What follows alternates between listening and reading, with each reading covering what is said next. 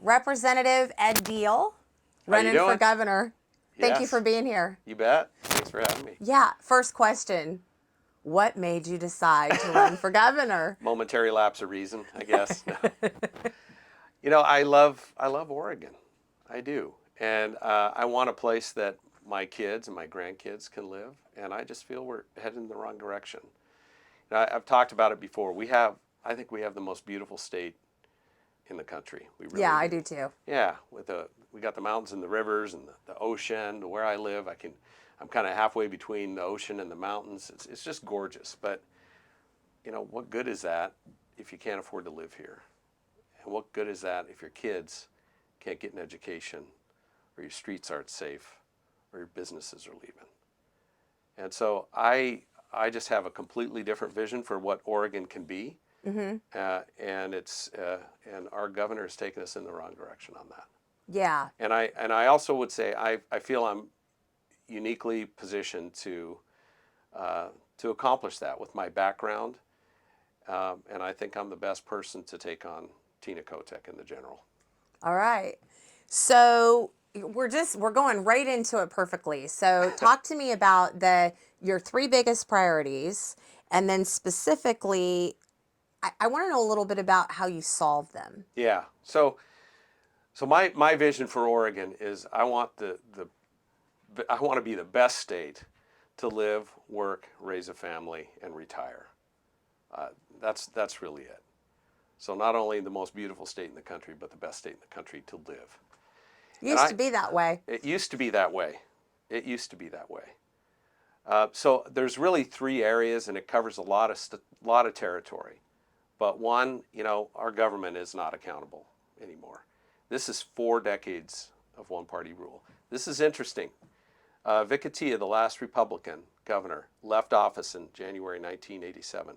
It'll be 40 years, 4 decades to the inauguration day.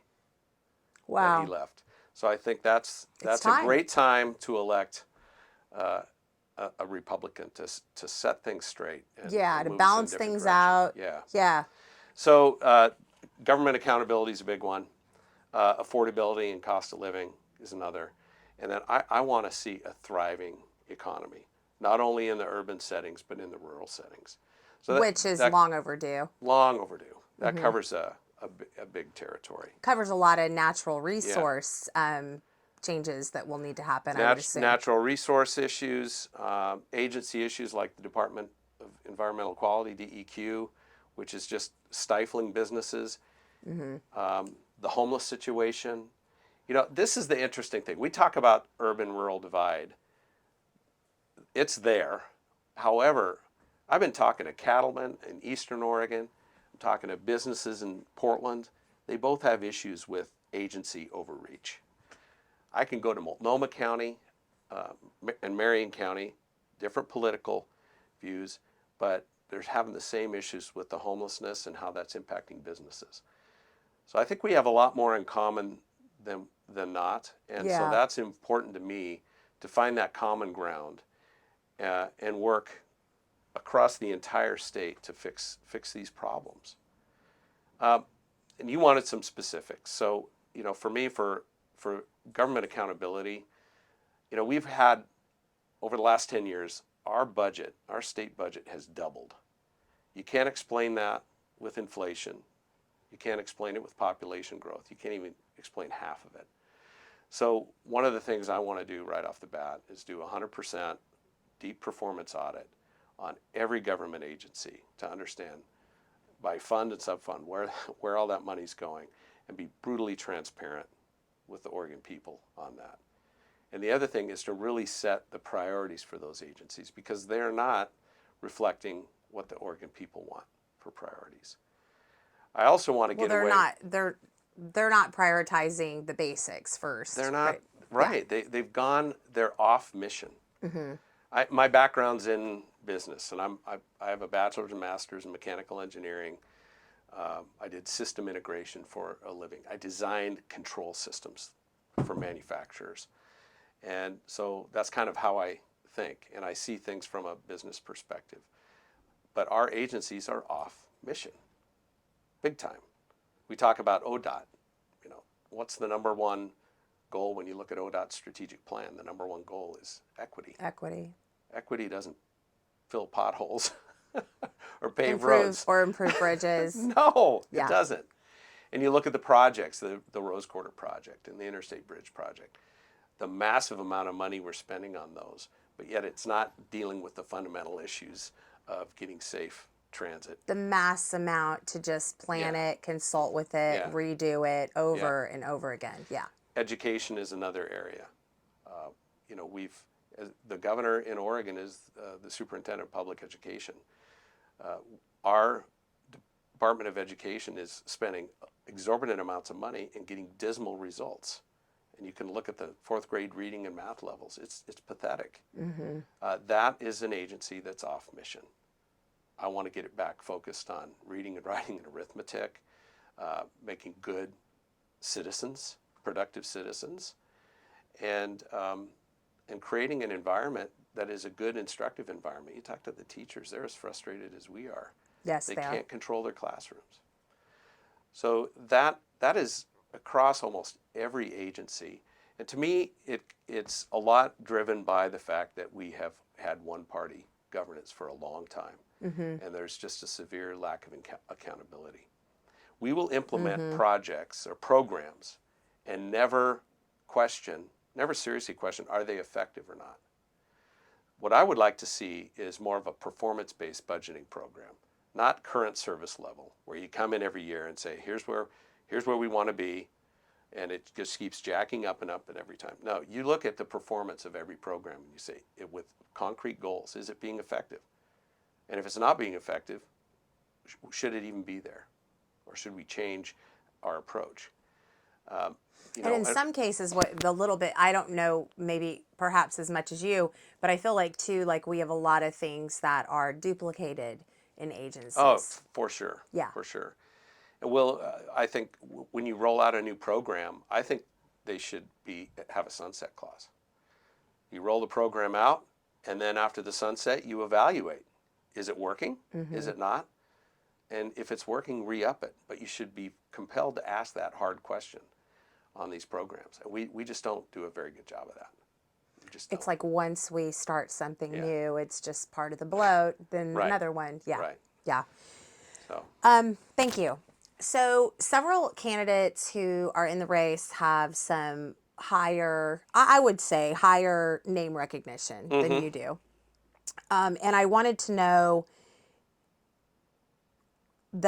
first of all, like your plan to sort of overcome that, and also a clear policy difference with you running for governor, like how you see that from who else, the other people that are running.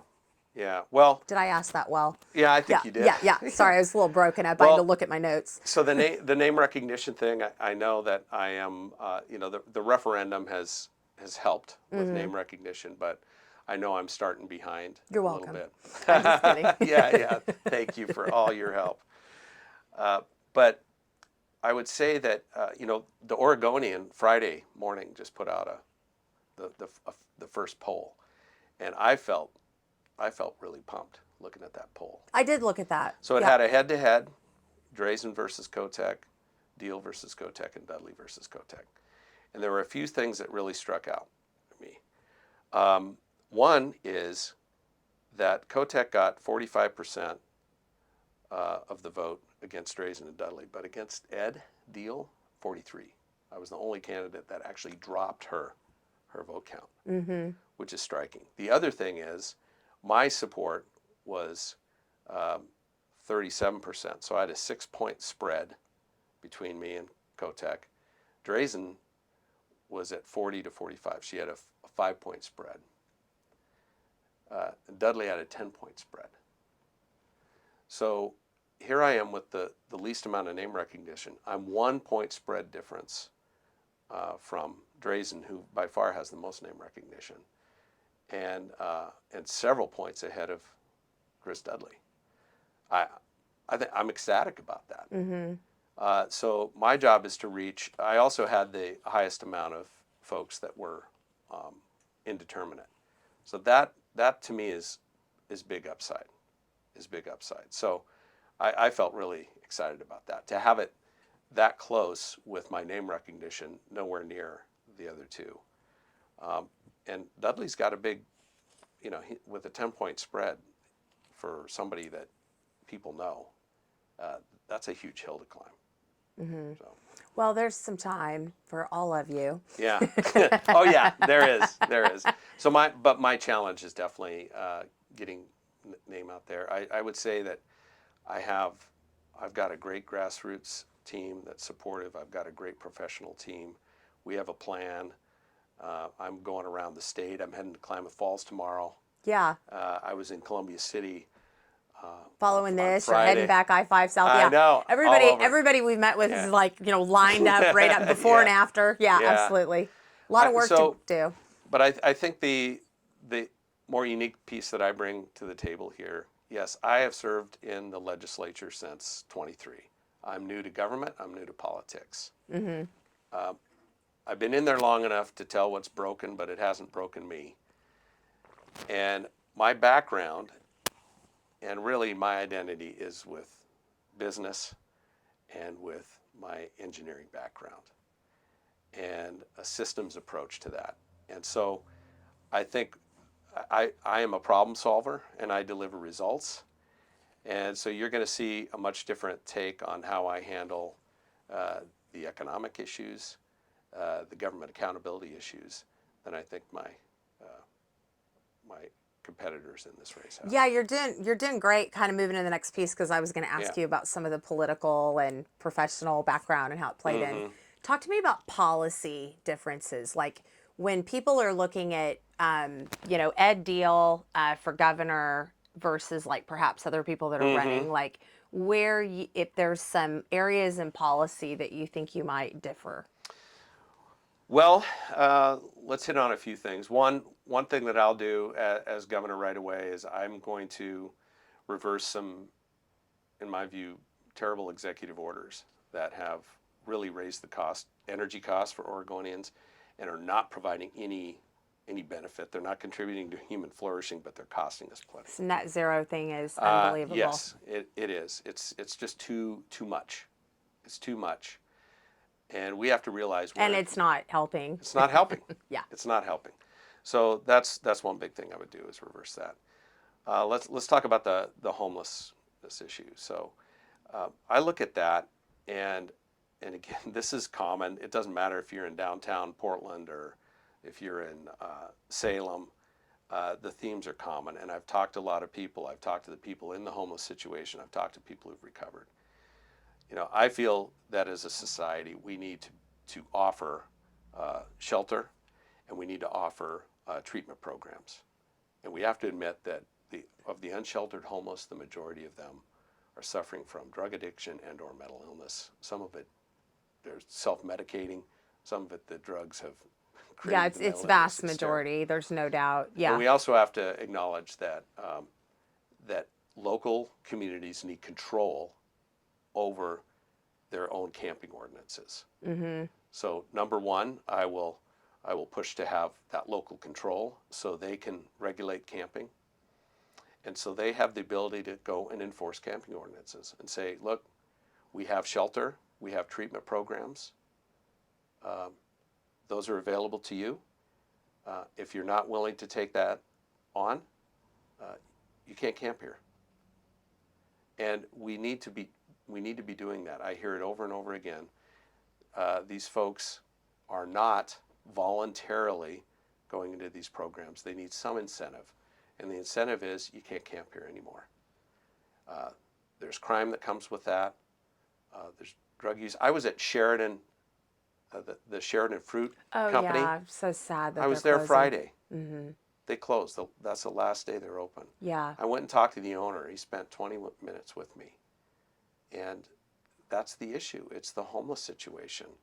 And the crime and mess that comes with that has been terrible for his business. Yeah. I was talking to another businessman there. He's an immigrant. And he was telling me it's the same story with his business, and he invited me to come back.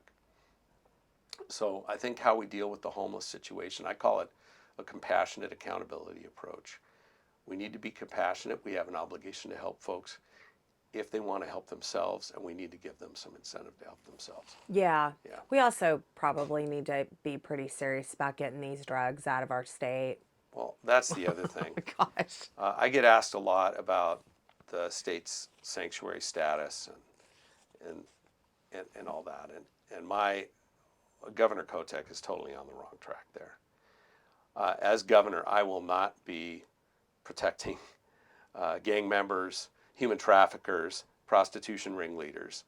We will have a level of cooperation between our law enforcement and the feds. My job as governor, when it comes to law enforcement, is to make sure our streets are safe. Yeah.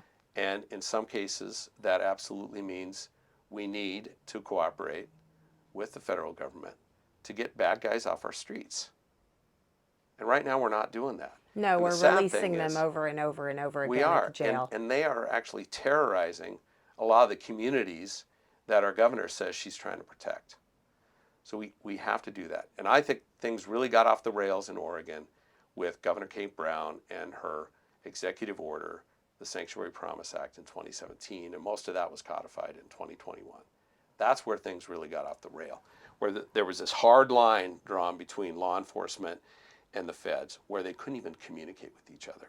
And Yeah, because there's it's different. absurd. Because there's different levels of sanctuary, and I wish I had this research in my head better because I have looked it up. But there's a difference between saying if you're still sanctuary, it's like okay, but sometimes there's still information shared with criminals or as people are arrested, Well, those type of things. Yeah, I'd put it this way. In '87, Oregon passed a law that was really not even controversial. It was bipartisan at the time.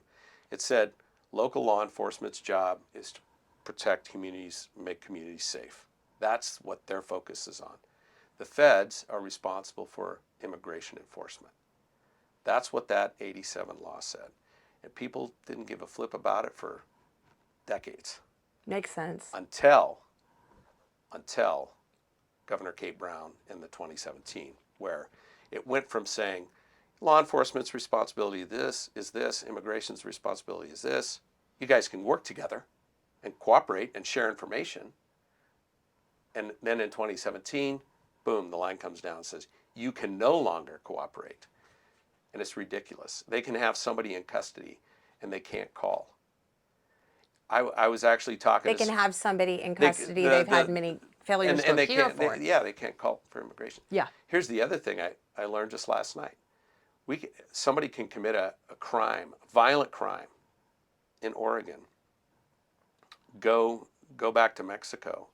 We have no mechanism to cooperate and bring that person back and face justice. That mechanism, law enforcement cannot do that. And it's because of this law in 2021 and the executive order that preceded it. Those are ridiculous laws. And the criminals know that that's the case. So it blows my mind that we have gone that far. To me, it's very simple. And I think if we made those changes, the temperature on this issue would go way down. And I think it's also important to say on this issue with immigration that, there's people who've been here, they've been here for decades. Think of a lot of the Mexican families that I know. I've led spiritual retreats with some of the men. They've been trying to do the right thing. They've raised their families here. They pay their taxes. They're going to church. They're making a living for themselves and their family. That is not who we're going after here. We're going after the bad guys, and that's where the cooperation needs to be. Yeah. Thank you. Yeah. So you were involved in, we just talked about it, but the no gas tax referendum. Yeah. And I wanted to talk about how that experience influenced your decision to run for governor, if at all. And what did it teach you about statewide organizing and voter sentiment? Right. Yeah. So something that I saw right when I got into the legislature, and it was striking to me, is I saw bad bills, and when I say bad bills, bills that I knew were unpopular with the Oregon people. And I feel like I'm pretty in tune with where people are at. Go through. And then I saw bills that I know would be popular with Oregonians never even get a hearing. Right. They don't even make it out of committee. No, not even make it out of committee. And you go, how can this be? Yeah. We have a representative legislature, and they're not representing the people. What happened is with this referendum, we saw it just in glaring display. We had a governor and a legislature that, showing, in my opinion, open disdain for the opinion of the Oregon people, and ram this thing down their throats, knowing it was unpopular. And with the full assumption that, we've appeased the lobby groups, we've appeased the special interests, the opinion of the people really doesn't matter because they will not be able to organize and they will not be able to push back. And if you want to get me pissed off, it's something ingrained in me. That's it. And so what I saw is an opportunity to show that Oregonians are paying attention and are listening.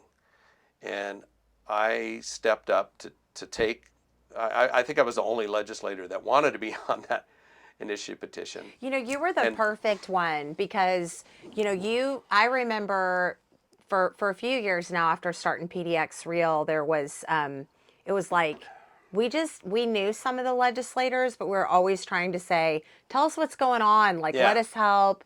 And we just didn't quite have that connection. And I remember Cindy from Oregon Citizen was so good about, she started with a relationship with you. And it was like you had an interest in what some of us were doing online, trying to get people. So you were sort of somebody who had the, sort of had those relationships with, like me. So, yeah. Well, that was important to me because I'm like a lot of typical Oregonians. I was not paying attention to what was going on in that building either until our response to COVID, until the wildfires just devastated my community. Yeah. And you're really in the Sanium I'm in the Sanium Canyon area. Yeah, Canyon. I always want to say Sanium Pass. Sanium Canyon. But Excuse me. So it was really in my face that our government is making terrible decisions, and I ignored it for a long time, but I couldn't ignore it anymore. Yeah, that's how it happens. And it was clear that there was this disconnect with the people. So what the referendum showed me, and I think showed Oregonians, I'm a problem solver and I deliver results. And I took this job to lead the volunteer portion of this, and I took it seriously. And I worked my butt off to make it happen, with help from thousands of people like you and all those volunteers. I mean, people came from all over the state. It's hard to even name all the people that just gave it. Like, we gave such hard work, all of us. Yeah. It was amazing to see all those people come together. And what I saw from that is it gave people hope for the first time that, they can be heard, they can push back, and they can make sure that their government is accountable to them. And so that obviously inspired me to run for governor. And I was hearing from a lot of people to do it. Yeah. And for me, once I decided I could see a path to victory through the primary and through the general, and that's when my wife and I prayed on it and thought about it, and we decided we're going to do this. Yeah. We can do this. I see a path to victory, and I'm not going to put my family through this unless I know that there's a path, and there is. So on the primary versus the general, do you see a change in sort of your focus right now in the primary, and then how things might be, I guess, sort of developed whenever you get to the general with different voting block? Well, my message is the same regardless of who I'm talking to. That's important. And I've heard... But there's different issues. Oh, there's different issues. Yeah. Yeah. There's different priorities for different groups. But the message has got to be the same. You got to be the same person no matter what group you're talking to. And you've heard the stories. I've heard the stories. Not everybody's that way. Yeah. You have to be that way. So my focus right now is to win the primary. And that's to win over Republican voters. And those Democrats and NAVs that are switching their party to Republicans so they can vote in the primary, So that which I think is awesome. so they can participate in yeah. picking a challenger to the Yeah. status quo. Yeah. So I am talking to a broad base of our Republican voters to make sure they know who I am and that I'm going to fight for them when I get in this position. Once I'm past the primary, and I'm confident I will, and I've told the folks that I've been talking to, I will work like nobody's business in the Portland areas, in the Eugene area, in the Bend area, to really win over those, I'd say the moderates who are really, really dissatisfied, but may not have complete trust. They don't know That what somebody the who's Republican red can help. Yeah. Yeah. And so that's my job, and I'm confident that I'm the right guy to do that. You'll see it in the legislature. I find common ground with everybody. I work with everybody. I talk to everybody. And even though we may not agree, it's not personal. It's about the issues that are facing us. And I've got Democrat colleagues that I will fight tooth and nail on policy A, and then policy B, I'll be co-chief petitioning that legislation with them. So I hope that my colleagues across the aisle will say, you know what, I don't agree with that all the time, but I trust him, and I can work with him and talk with him. That's the approach I'll take when I'm meeting with groups in Portland and some of these other areas. And my commitment is I am going to talk with everybody, every group. I'm not going to avoid any particular groups. I don't mind taking random hot questions. I do it all the time in my meet and greets and town halls. They're unscripted. I want to do that. I want to have those difficult conversations and talk to people from all different perspectives. And I'm confident that they will come out of it, come out saying, I agree with that on a lot of things.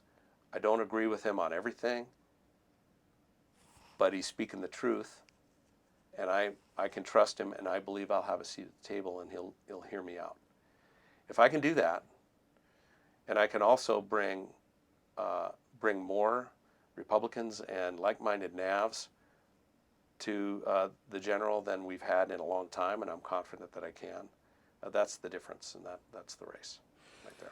And don't we feel like that's really what we should have been doing all along, and we should always do, is to include everybody at the table in the decisions that we make for just our basic livability and infrastructure here. Yeah.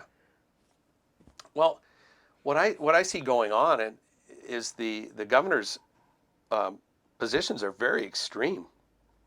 Extreme on the social issues, extreme on the business issues, on the climate issues. They fit the extreme end. That's not where Oregonians are at. And in some areas, I don't know, when it comes to just the economy and job creation, I don't know if she has that experience to even know how that works. I look at the goals that are being set from Business Oregon to follow the governor's prosperity roadmap. And congratulations to the governor for figuring out, after being speaker for 10 years and governor for 3 years, that prosperity is important to Oregonians. I commend her on that. But Yeah. I'm not confident that she knows what that will take. When I look at the goals that Business Oregon has set, it's like, improve interagency cooperation for this and that. They're just these nebulous things. You know what goals are for economic development for me? Please. Is we're going to create 55,000 jobs in the next 4 years. We're going to bring in $20 billion of capital into Oregon in the next 4 years. Those are real goals. Those are real goals. And then we figure out how we're going to do that. And I'm convinced if there's a will at the top, there's a way to make those things happen. And right now, I don't think there's a real will at the top to make those things happen. No. Instead, there is a desire to take more taxes from people that literally cannot give anymore. They can't. Mm-hmm. So something I've committed to, for me, I am proposing a 10% tax cut, and that would be a combination of earned income tax credits, the cap tax, which is devastating. I talked to a company the other day. They had a project. They sold it to the city of Portland. They added the cap tax to their invoice. The city says, no, we don't pay that cap tax. that was that company's entire profit. They're not making any money on that sale because of this cat tax. It's ridiculous. That's like organized crime. You pay a cat tax whether you make money or not. Right. You still owe that tax. Yes, it's a outrageous. gross, yeah. Very aware of it. Yeah. So anyway, a 10% tax cut is a big part of my platform. The other one is capping property taxes for seniors. I hear it over and over again. They have a fixed income. They're getting hammered with property taxes. We need to cap that for seniors. Do these mechanisms that you're talking about, is this something that the governor can do themselves? No, the governor needs some cooperation. There's some things we can do with executive order. Yeah. But there's a few things. There's the governor has control over agency appointments. So the tone and the agenda of those agencies is set by the governor. Mm-hmm. The other thing is there's such a thing as a mandate. So if you come in when I'm elected, I'll have a mandate for my platform. And if the legislature decides to ignore that mandate, well, they can be accountable. They can be accountable to the people that elected me. Mm-hmm. So I will do everything in my power to do that through bringing common sense legislation around that platform, executive orders around that platform, appointing leaders in these agencies that believe in that platform and believe in fiscal responsibility and accountability and reflecting the will of the people and the priorities for those agencies. Yes. So that will set the tone. That will set the tone for the legislature. So I think we've touched upon most of it, but I'll go ahead and ask the question. First 100 days, priorities, and I'm sorry, I'm just going to ask it again. Yeah. First 100 days, priorities, and then how you work with let's say, if the legislature continues to be the supermajority to the Democratic Party. Yeah. So first 100 days, full performance audits on every agency. That's number one. Repealing some executive orders that are just making it more and more expensive to live ones we in the state. about. The ones we talked about. Those are big.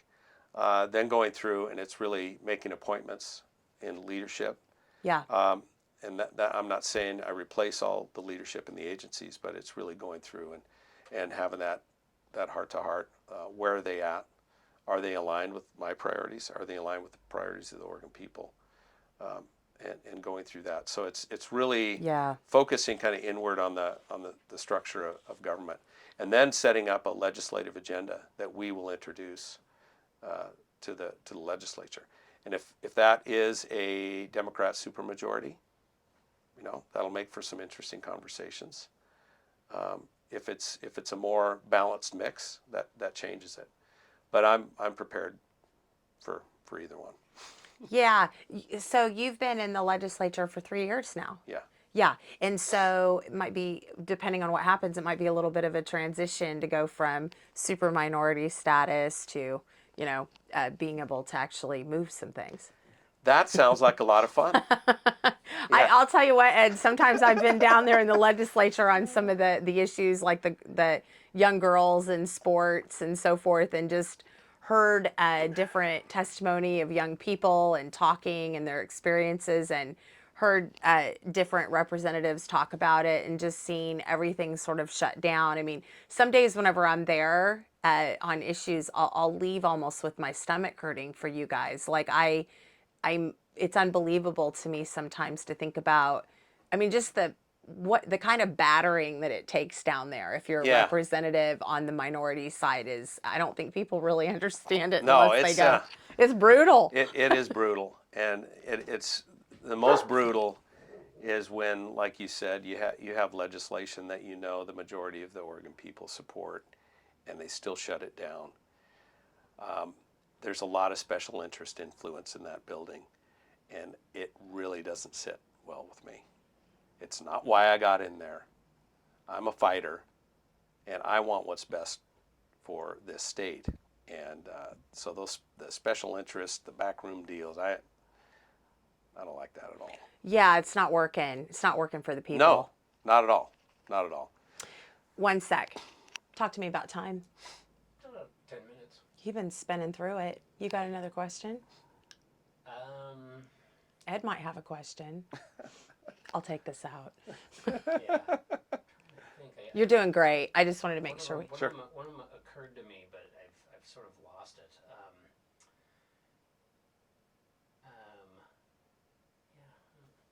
Yeah. No, it's not coming. Yeah. Maybe ask, anything else that, you wanted to ask. You could ask that question. Yeah. What haven't I asked you that you want people to know? Well, I think you mentioned it. People don't necessarily know who I am. If I could talk a little bit about Yeah, where I'm let's from talk. and Yeah, let's background. talk about your origin story. Yeah, please. Thank you. So, well, first off, I'm a husband and a father and a grandpa, which is awesome, by the way. Yeah, first time Yeah. grandpa. I have 2 kids. Yeah, Uh-huh. 2 kids, a boy and a girl, and then 3 grandkids, 2 grandsons and a granddaughter. My granddaughter's 14, and she's going through a quinceañera, which will be my first quinceañera, and it is a big deal to do that. I mean, it's like getting married. It's a thing. Yeah. It's a thing. It's a thing. So I'm excited about that. But so my dad was a logger and a truck driver, and I actually grew up in Montana. Don't hold that against me. My middle name is Lastwell, and the Lastwells and McNairys came over on covered wagons to Oregon. Were some of the early pioneers in Oregon, and then the Lastwell and McNairy married, and then they headed to Washington for whatever reason. And then to Montana, and I made the full loop back Yeah, here, you've been kind of a Northwest Yeah. family for a Yeah. while. Mm-hmm. But so I grew up on a cattle ranch in Montana. My dad was a logger and a truck driver, and I did good academically. I grew up in a great family. I got a scholarship to attend Stanford University, which was awesome. Mm-hmm. So I studied mechanical engineering there. I stayed and got a bachelor's and master's there. It was an awesome experience. It really was. The most awesome thing is I met my wife there. And so we got married right as I graduated, and we moved to Eugene, and I took a job there at a business that was doing sawmill optimization. So I worked in sawmills all around the country. And my wife grew up in Scio, so we were basically coming back home for her. We moved here in '89, and doing that a few years. In '99, I started my own company with 2 business partners, and my wife worked in that company. And we did what's called factory automation and control systems integration. So we would go into factories, and we would put the computer systems on the machines and the operator interfaces and that. And manufacturing is really important to me. It's important to our economy, especially the Oregon economy. And I firmly believe we need to be the people that build stuff. We can't just be the idea folks. We got to build stuff. And in my business, we did a lot of work with natural resource companies. So again, sawmills, but also we did work for Boeing. We did work for ConAgra Foods. A lot of companies, big and small. It was a great career. But we built that company up to about 100 employees, and that's 100 working family jobs or working family wages. And I'm very proud of that.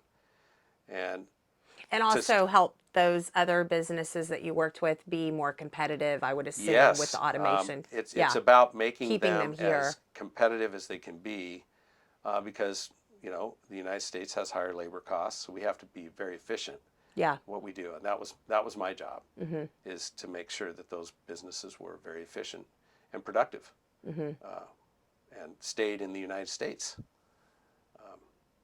So, starting a business too, I sold a car, I leveraged my credit cards. Yeah, I've been there. I had two little kids at home, and when you start, I had to put my house on the line. That was the collateral I had, and through some luck and some strategy and probably divine grace, we were able to make a go of it, and we did we did a good job. We built a successful Oregon company. So it's important that I think that's a unique perspective that I bring that none of the other folks in this race The business owner have. perspective. Yeah, yeah. So the other thing is, you know, I grew up agnostic, kind of atheist sometimes. That was not a deep part of my upbringing. Although I realized later that all the Christian tradition and everything was there. I just didn't connect it with Christianity. So I didn't find God until later in life. And I joined the Catholic Church about, 14 years ago. So, and it has changed my life. It has. Amazing.